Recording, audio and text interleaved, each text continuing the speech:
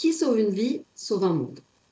C'est une phrase que l'on connaît, presque une formule, mais l'histoire que je vais vous raconter va lui redonner tout son poids. Cette histoire, c'est celle de deux médecins appartenant à deux générations, deux destins qui sont liés par un même fil invisible.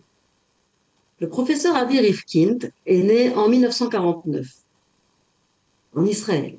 Son père est un rescapé de la Shoah. Il a vu sa famille assassinée sous ses yeux par les nazis. Lui a survécu aux morts. Puis une famille ukrainienne non juive l'a recueilli et l'a caché jusqu'à la fin de la guerre. Une vie sauvée, un monde sauvé. De cette vie sauvée est né en Israël Avi Rifkin. Il est devenu médecin, puis professeur. Il est une figure majeure de la médecine israélienne. Ancien médecin militaire, pionnier de la traumatologie, il développe des techniques pour traiter les blessures les plus graves, celles dont on pense qu'on ne reviendra jamais. Et à son tour, pendant toute sa carrière, il sauve des vies, il sauve des mondes. Sa route va croiser celle d'une jeune femme, bien avant qu'elle aussi ne devienne médecin. Nous sommes le 21 août 1995. Un attentat suicide d'une violence extrême frappe Jérusalem. 5 morts, des dizaines de blessés. Parmi eux se trouve une femme, Gabi Elbaz. Son état est jugé désespéré. Sur place, certains secouristes pensent qu'il est déjà trop tard. Elle est consciente, mais elle ne peut pas bouger. Et elle entend cette phrase terrible. Elle est déjà morte. Mais parfois, tout peut basculer sur un petit signe, un petit geste. Et là, les secouristes décident de la transporter en urgence à l'hôpital Hadassah. C'est là qu'un homme, le professeur Avi Rifkind, va changer le cours de son destin.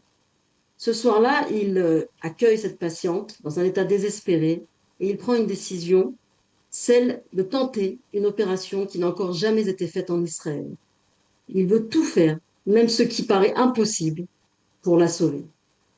Avant d'entrer au bloc opératoire, il s'arrête un instant, il va parler avec la famille de Gabi, qui est totalement effondrée. Et il leur dit simplement, elle ne mourra pas, nous nous battrons pour elle. L'opération dure des heures et contre toute attente, Gabi va survivre. 30 ans plus tard, en 2026, Avi Rifkind a reçu le prix d'Israël, la plus haute distinction civile, une reconnaissance pour une vie entière consacrée à sauver des blessés, souvent dans des situations les plus extrêmes, à sauver des vies, à sauver des mondes. Et parmi ces vies, il y en a une qui va aussi continuer à sauver des mondes. C'est Gabi Elbaz. Elle a choisi de devenir médecin. Aujourd'hui, elle est professeure en cardiologie à l'hôpital Hadassah, la même où elle a failli mourir, la même où sa vie a été sauvée, il y a 30 ans.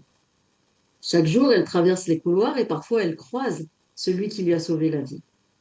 Dans ce moment suspendu, il y a 30 ans, où un médecin a offert bien plus qu'un geste technique, il a offert une parole, un espoir à une famille et il a offert une vie, un monde. Aujourd'hui encore, Gabi Elbaz témoigne et dit qu'il ignore à quel point il a été une source d'inspiration pour elle. C'est cette expérience qui a façonné toute sa pratique, qui a créé sa vocation. Aujourd'hui, face à ses patients, Gabi Elbaz, même dans les situations les plus critiques, se souvient, se bat, ne renonce jamais. Elle veille aussi à accompagner les familles, à leur laisser un espoir, même quand l'issue semble incertaine, parce qu'elle le sait intimement. Ces moments représentent tout et peuvent aboutir à sauver une vie, à sauver un monde. Alors, une vie sauvée pendant la Shoah, un fils devenu médecin en Israël, une patiente sauvée dans un attentat contre toute attente, et cette patiente devenue à son tour médecin, comme une chaîne ininterrompue qui reflète l'éternité d'Israël, une transmission de vie à travers les générations. Qui sauve une vie, sauve un monde, et parfois, il en sauve même plusieurs.